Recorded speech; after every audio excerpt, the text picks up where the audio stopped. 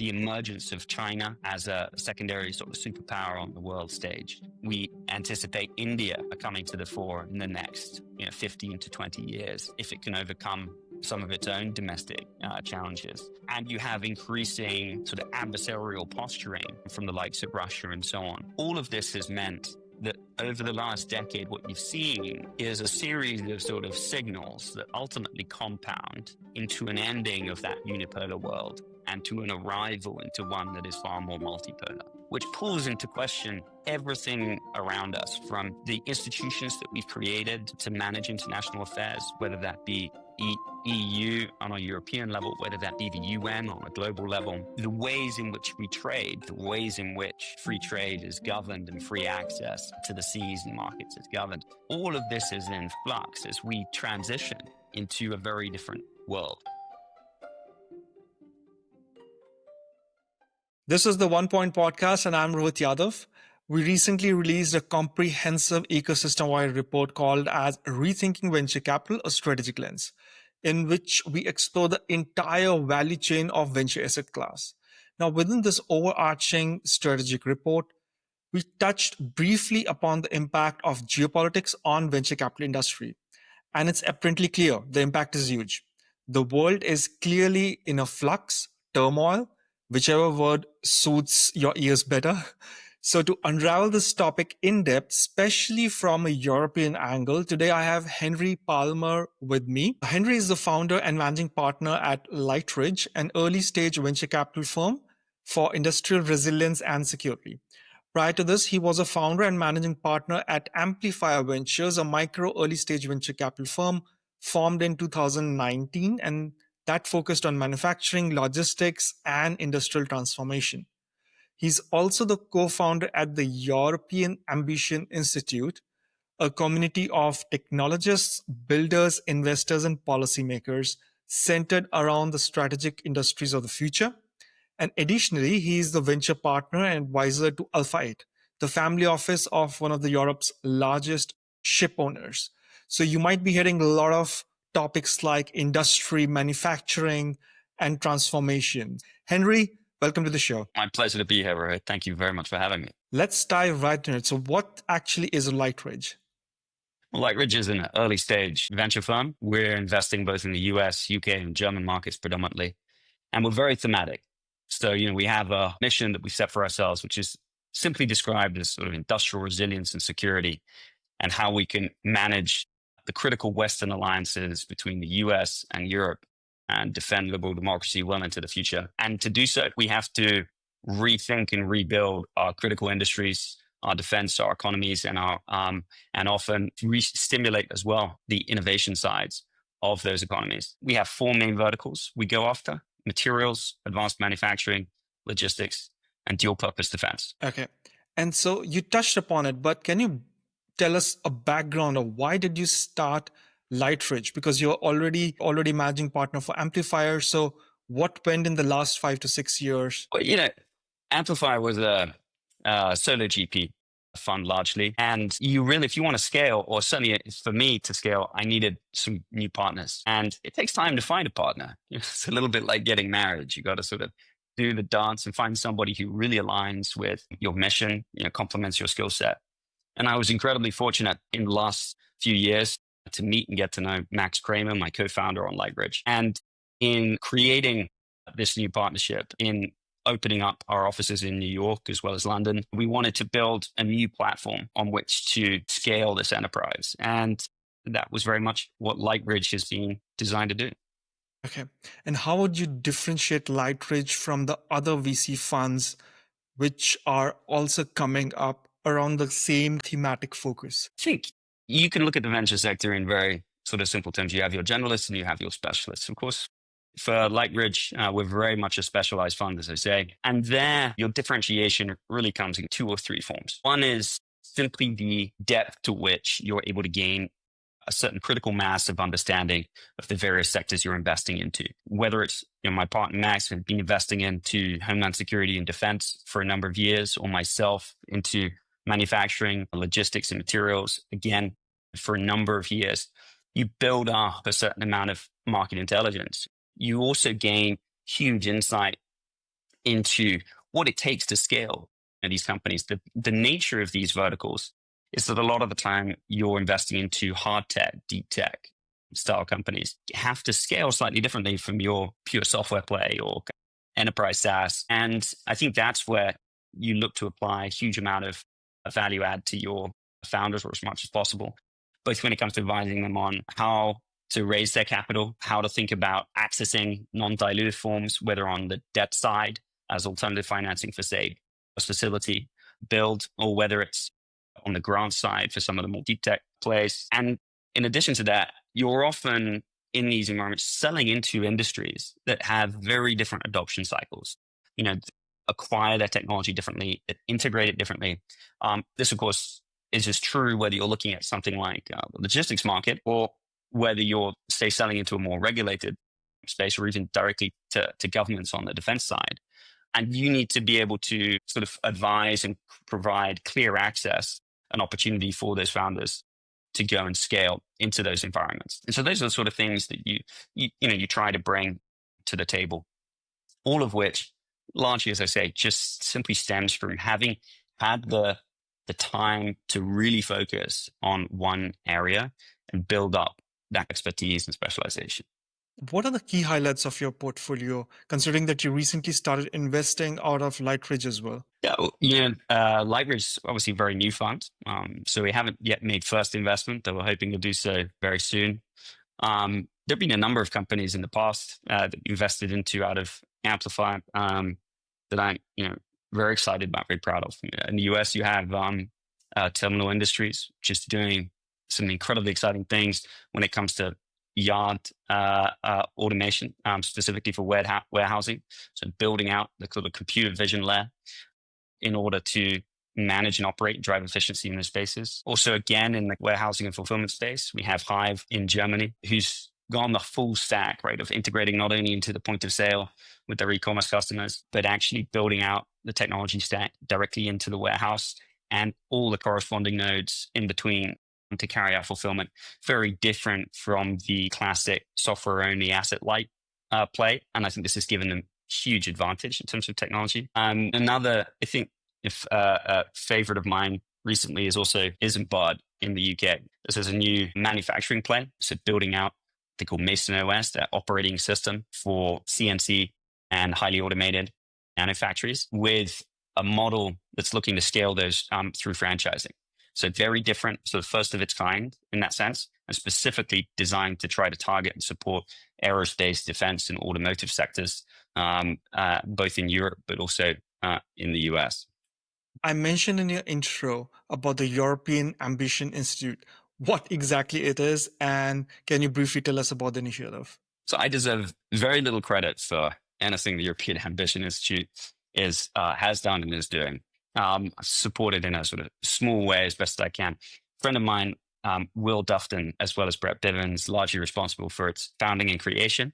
And very much, the goal was, how do you just start to create these kind of platforms? Like, if you see something that you can change, build it and do it.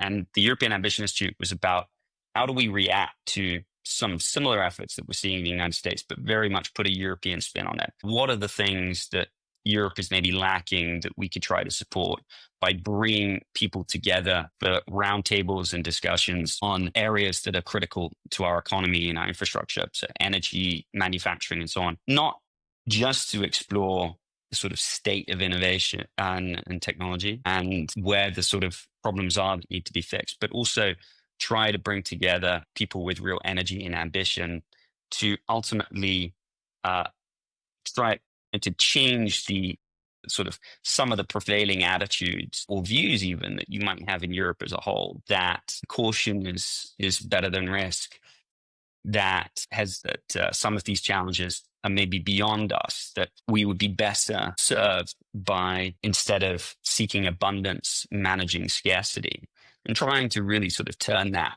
on its head. Okay, so that's a perfect segue into the core of this podcast, which is the geopolitical shift within Europe and its connection to venture. So can you map for us the evolution of geopolitics in Europe which has given rise to the investments within the venture space and the startup space as well. Venture capital is investing over long horizons. So you may be investing over 7-10 year periods. I think, therefore, by its very nature, you're well served as a firm to think in these long arcs, and learn from the past in order to try and anticipate the near and also distant future. To that extent, we very much see the period of the last 30, 40 years of Pax Americana, of this unipolar world with a single superpower, the post-Bretton Woods rules-based system that was established after the Second World War, as ultimately what it is in historical terms, an anomaly. These periods are very rare in history, and they come around when you have a single dominant power. Prior to that, you might refer to Pax Britannica. Prior to that, you might refer to Pax Romana, and so on. This has started to break down because, as I say, it is unnatural to some extent. The emergence of China as a secondary sort of superpower on the world stage. We anticipate India coming to the fore in the next 15 to 20 years, if it can overcome some of its own domestic challenges. And you have increasing sort of adversarial posturing from the likes of Russia and so on. All of this has meant that over the last decade, what you've seen is a series of sort of signals that ultimately compound into an ending of that unipolar world and to an arrival into one that is far more multipolar, which pulls into question everything around us, from the institutions that we've created to manage international affairs, whether that be the EU on a European level, whether that be the UN on a global level, the ways in which we trade, the ways in which free trade is governed and free access to the seas and markets is governed. All of this is in flux as we transition into a very different world. And that world is one that's far more adversarial, as I say. Adversarial both in terms of technology, but also economically, and of course, militarily. Europe's response to that, I think, has been slower than others. We've been content to live in somewhat of a state of illusion because it suited our political purposes, so social, to do so. The reality that has been brought home to Europe, I think, has largely been that of the series of combinations of not only some fragmentation of the European Union with the exit of the UK, with the impact of various financial crises, COVID, but most importantly, Ukraine. And in addition to that, the United States of America has had to become far more selective and targeted in its strategy. And while it is concerned with Russia, its primary concern is China and the Pacific. And what it is asked, indeed, even, should we say, twisted the arm of Europe to do, is to step up to the plate and really take far more responsibility for its own sphere, that being the Russian border, Mediterranean, and Atlantic. And obviously, we see that both in terms of the increases in NATO contributions from 2 up to 5%, the general acceleration as a result of the Ukraine war of defense spending overall by about 30% in Europe, and increasingly the rhetoric that we hear from the likes of Mario Draghi and others around how Europe needs to change its course away from managed scarcity and risk control to a much more outcome-driven, growth-driven sort of mindset. And in part, that's because the things that Europe is going to have to do in order to maintain a seat at the top table, collectively or otherwise, in this new world, is to have deployable hard power. And that means technology, economy, defense. Defense, we see spending going up. But what we don't see correspondingly is output. You're talking about decades of underinvestment in your critical infrastructure. A lot of political choices that have been made out of ideology rather than, say, practical ends. We see that in our energy strategy and how that has left Europe very vulnerable, exposed not only to high prices, but foreign import and reliance, often on our adversaries. The extent to which critical areas of our industrial base and supply chain which when we look at new technologies that are starting to really proliferate and will likely be the main creators of wealth in the European economy, potentially over the next decades, of life sciences, biosynthetics, compute, AI, these also require real infrastructure. And they can't just exist in the sort of digital realm and in the cloud. Here, Europe has a lot of catching up to do. Hence that delta between spend on military versus, say, increasing actual output. So I think, really, this is the world that Europe is entering into. These are some of the choices which it's going to have to start to make.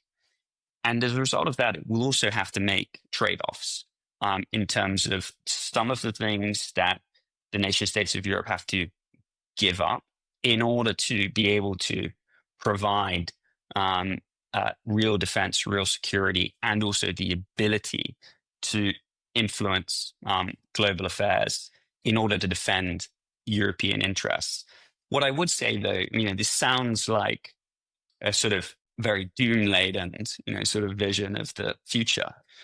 The reality is that this also presents massive opportunity. Now, these resets means that you can reform systems of, in terms of both global politics or indeed domestically to better suit your ends. You can rethink how your market functions. You can rethink how you're investing into defense. You will find opportunities to create whole new areas of our economy going forward, especially given the transformational nature of AI, which I don't think should be understated. This has the capacity to be what the Industrial Revolution was and what the internet was and electricity and so on, these pivotal moments in human history of science and discovery and transformational change. And that will especially become apparent, and this is something we're very excited about, when AI starts to really interact in a way that it's already doing in a small way, but increasingly so with the physical world. Right now, it is very much mostly limited to the digital realms of software realm, but it's in the world of robotics, of factories, of weapon systems that can think and so on, that it will be transformational in so many ways. And Europe, I think, there has to really step up to the plate or risk simply being a purchaser of these technologies from the likes of the United States and China. That was very detailed, Henry. You mentioned all the talent and IP, but starved of freedom and capital. Is Europe capable of achieving this industrial and technological independence? Or do you think will it always be in some way dependent on the US? I think, you have to be, it's not a binary, right? We anticipate the necessity of say, returning to greater domestic resilience and sovereignty in certain areas of either critical technology or supply chain and so on. This probably will amount to somewhere between 3 to 5, at best 10% of total global supply chains. Our world will still remain largely interconnected. Trade will continue to happen between all these parties. We will continue to buy US technology because that's how a market should function. But there are certain areas which you have to ask yourself, do you wish to be a net importer or exporter of? Do you want to own that part of this sort of global economy or be able to significantly compete within it? And also, to what extent does your own national security and sovereignty rely on a certain amount of domestic supply chain? Here in the UK, a very topical example would be the steel industry. Now, if you wish to maintain any significant military defense capability, the capacity to produce virgin steel is critical. Can the UK compete on the sort of global markets when it comes to steel? Not really, not with energy prices the way that they are and so on. And there are numerous other factors without going down that whole rabbit hole. But therefore, some level of state intervention is required in order to sustain that because it's necessary for national security. And I think this is where it is always a little more complicated. And when we think about Europe as a whole and how it can create some sort of decoupling and autonomy and where it should continue to buy from its allies and so on and friends, I think all depends on that question of what future do you want your economy to have? What do you want to be a net owner of? What resilience do you need from a sovereignty and security standpoint in your supply chain? And make those trade-offs accordingly. I think the manufacture of, running shoes and t-shirts is probably not something that Europe necessarily wishes to concern itself with. But the ability to have domestic and sovereign hyperscale compute is probably a good thing. Understood. Because you're part of the family office ecosystem as well, talk us through the motivation, goals, or maybe reaction from the family offices in Europe towards this topic of geopolitics in venture. Well, family offices are sort of fascinating things because everyone is different from another. Their culture, their views, how they invest is largely a reflection of their principle, whether that be one or several, depending on whether this is first or second or third generation. And to that extent, you're interacting ultimately with a very human institution. So there are plenty of times when we might meet or speak with a family office, which do not share our view of where the world is going or where capital should be invested or what the future might hold. And then there are others who do entirely. And I think I would come at this from sort of two angles. One is there's something to be said for, and I think this is true, by the way, this is true for whether you're running a venture capital fund or building any business. As the founder, if you can set a clear mission and you can say, these are some of the things that I fundamentally believe, and you can be very honest and transparent with your investors or your partners, or when you're trying to hire talent about what those are, sure, it might divide the room, but those who can be persuaded by your argument or share them will be far greater allies and supporters than they would otherwise if you were simply trying to please everybody. The other thing about family offices that I think shouldn't be underestimated is that often behind them sits an operating business.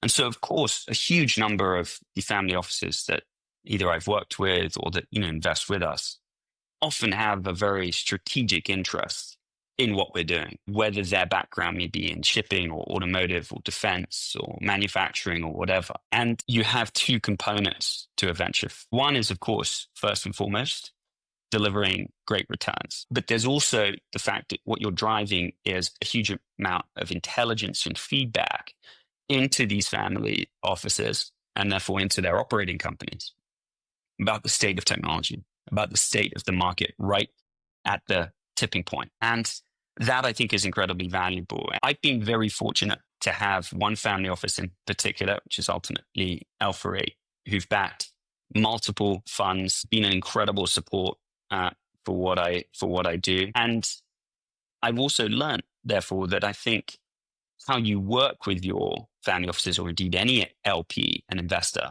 in the firm, is very important. If you can create that white glove service where you're going way beyond just the sort of basic quarterly reporting and the odd portfolio day, and really trying to build deep relationships to drive intelligence and feedback, to give them access and exposure to the great founders that you're investing in wherever and whenever possible. And if you can build an organization that's capable of doing that, I think it's not only is it very valuable, but I think interestingly, it's also relatively rare. Having been inside a family office, you'd be surprised by how little of that stuff a lot of fund managers will do with their investors. Understood. I want to flip the narrative from this VC and LP side and family office side to more towards the startup side in the next section. I want to talk about a couple of areas. One is obviously defense tech. So let's first just cover that. Because you're involved in this geopolitics topic and defense tech, as the global conflicts are kind of intensified, defense spending is surging and venture capital is increasingly drawn to this sector. You also see that from the formation of new funds like yours. So should venture capitalists focus solely on dual use technologies, or is there a case for backing defense specific innovations as well? And how do you see defense tech going ahead, let's say in the next 2 years? There are two ways of making that choice. You may look at it from a return standpoint and simply where you think you're best able to deliver the greatest scale and the greatest potential outcomes for your investors. And then there's also the regulatory piece, if you like, the terms under which a number of funds operate. And it is certainly true that for a long time, it was fairly normal for a lot of funds to have limitations put on them by their LPs, institutional or otherwise, you would say there are certain areas we won't allow you to invest. And defense, particularly when it comes to, as you say, pure weapon systems, was often one of those.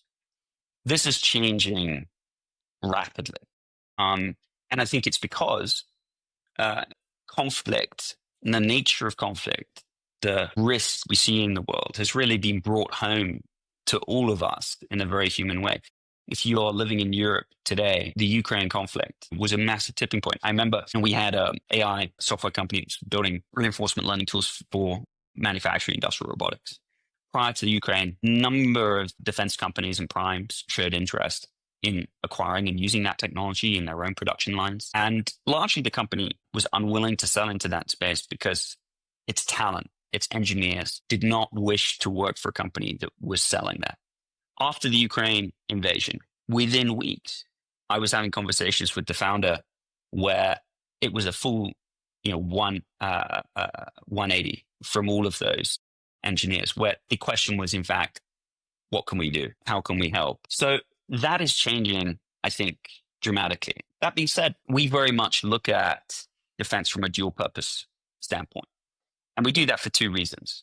One is because so much of what is developed for the battlefield also has incredible utility and potential value in the private sector as well, or in sort of commercial sectors. There are many, many examples that we can think of going back through the 21st and 20th century, even back into the 19th, where defense has been one of the primary drivers in R&D of massive innovation. Radar, the internet, all of these came out of defense R&D programs. The touchscreen on your iPhone, originally developed for the US Air Force to use in their fighter jets in the late 80s and 90s. It took Steve Jobs to figure out how to commercialize that and put it on, build a platform on top of it. But ultimately, it was developed first as a defense application. When we look at defense technologies today, whether we're looking at automation and robotics, a subsea or surface level or flight drones, whether we're looking at things like cybersecurity and cryptography, where all of these things have applications also in many other areas other than defense. So I think there has always been a sort of dual purpose nature to defense technology and defense spending. In addition to that, I think it's very apparent that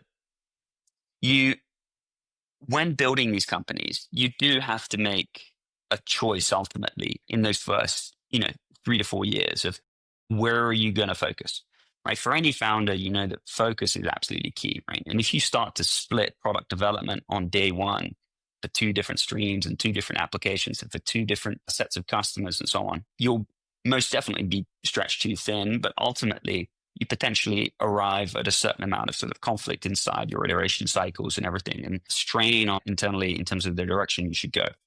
We're often investing into companies where there may first be an application in one sector and later on an application in the defense one, or vice versa. But often and always, I think that the nature of these technologies is that you can go and enter into both domains.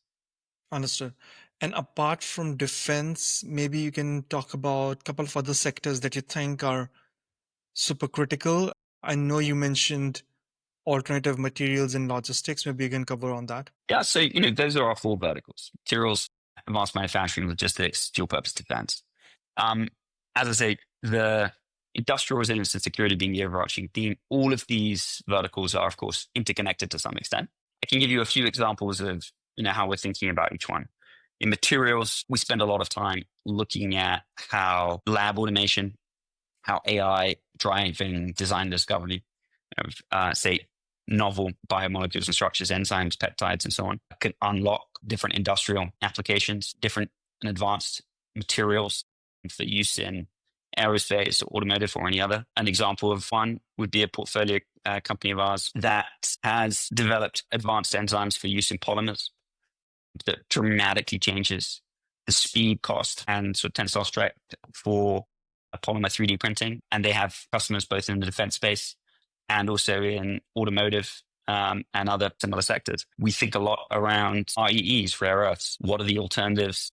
How can we manage to rebuild resilience in supply chains where China has dominance over large parts, if not entire parts of the stack? Those are things that very much sort of occupy our mind and our thinking. And then say take manufacturing. One of the assumptions, and we spoke about this earlier, is that the huge advances we're seeing in AI through LLMs and ultimately the tipping point into AGI is going to have a radical transformation on areas where robotics and automation can be applied. And manufacturing is obviously key. And what's interesting about that, though, is I think you have to be very careful about assuming that AI, such as we see out of large language learning models, is easily applicable into that domain. Now, the reality is you have you rely on very different operating practices, right? So take an automotive manufacturing plant. Typically, you require a level of robustness for any robot or software operating in that production line. That means should it go down or fail, you have within 3 to 4 minutes to be able to fix or swap out and replace and get that line up and running again. You're talking about asking often robots to enter into spaces where human beings still operate. Typically, that means very high precision, very high variance, and speed required, something that you can't build sort of predictability into. This requires, has required advances in the computer vision stack, significant advances in training and learning models, integration from software into robotic hardware. All of this presents challenges that mean you can't simply go immediately apply the advances that are being made in one area, like large language models, and assume that this is going to unlock sort of rapid scale automation in the other. But we are also seeing massive sort of breakthroughs in there. And that's something we're very excited about in particular, which is how this starts to change how we think about manufacturing, how it takes place, and the way that it takes place. Okay. Very briefly, what's the biggest misconception about investing in defense tech? That's a good question. I think venture capital by its nature suffers from hype cycles all the time. And there's no doubt that defense is one of those sectors that has been very hot in recent years, especially in the US and now in Europe also. In every one of these hype cycles, you will see companies enter. You'll see a certain amount of capital invested and wasted, and you'll see volumes contract again over a period. It's a bit of a bell curve, if you like. Defense is something ultimately that I think has massive staying power, and it will continue to be an area that can drive big returns. But there are always a few sort of travelers who will come in and come out, depending on where they think the sort of market vibe and hype is at any one time. And so naturally, of course, this has to breed a certain amount of caution. Right? That when you are in these hot moments in the market, are you paying the right price? Are you investing in the right companies? Are the signals you're getting from the market real? And your ability to interpret those things, I think, comes back to the time and experience that you have in that domain. So there are nuances in defense, for example, that the public market, and in particular the M&A market, functions very differently from certain other sectors. And you have to be very aware of that. And you have to pick your investments very carefully to ensure that you're not stepping into any of those pitfalls. The other is, I think, that's also interesting is people underestimate the extent to which that Series B is a kill zone. You can vibe your way through a seed and Series A round and get your 15 mil post, 2.5, 3x stat, raise your Series A, pull 15, 20 million through the door. The Series B is a totally different game because at that point, firstly, the growth market the air gets a little thinner. So there's a little less sort of capital volume moving around. You have fewer actors and fewer funds allocating. In addition, they're going way beyond. They're shifting from potential into fundamentals. What is your performance? What inflection points have you been able to hit? What risk have you been able to take off the table? And to what extent have you proven out your market, proven out your product? And that can be absolutely brutal if you've been driven ultimately by, often, not in some cases, but either a certain amount of hubris or a certain amount of lack of experience, or a board, say, that's typically full of investors who operate large SaaS funds and software funds who want to see you hit that multiple mark in 18, 22 months and put you on a burn rate to try and match growth that they want to see in their portfolio. And this can be a terrible mistake to make with companies that often include significant hardware components alongside the sort of software that they're developing. And there, your window for error is very small. So if you're writing software, you can iterate very fast. If you hit a wall or you need to pivot, you can relatively or comparatively, do that pretty quickly and at low cost. With hardware, it's a totally different game. You only get so many shots at getting that right.